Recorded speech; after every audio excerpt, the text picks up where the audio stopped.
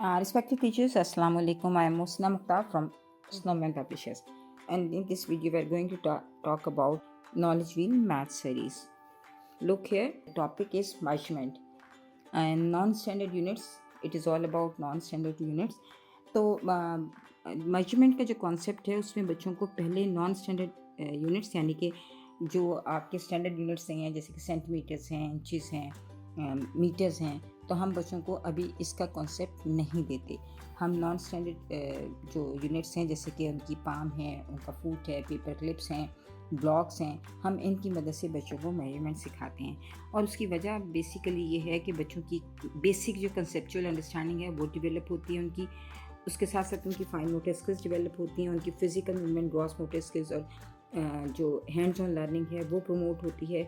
जब बच्चे मुख्तलिफ ऑब्जेक्ट्स को यूज़ करते हैं या अपने क्रेयॉन से नापते हैं या पेपर क्लिप से नापते हैं, तो वो कई पेपर क्लिप्स को साथ साथ रखते हैं, छोटे छोटे से वो उनके ब्लॉक्स होते हैं, उनकी मदद से तो उनकी फ़िज़िकल एक्टिविटी जो है, हैंड्स ऑन लर्निंग जो है वो प्रमोट होती है।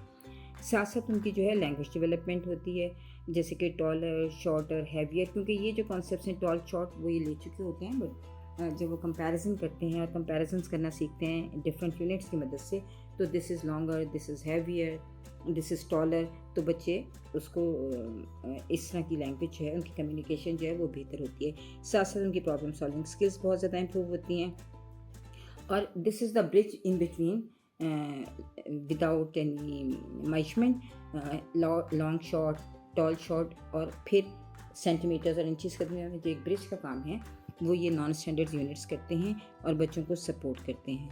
तो बच्चों को आप जो है पहले तो इंट्रोड्यूस करवाइए, पेपर क्लिप्स इंट्रोड्यूस करवाइए, ब्लॉक्स इंट्रोड्यूस करवाइए, उनको अपनी पाम की मदद से, हैंड्स जो है वो आप उसकी मदद से उनको मेजरमेंट करना सिखाइए, जिसको हम उर्दू में बालिश भी कहते हैं।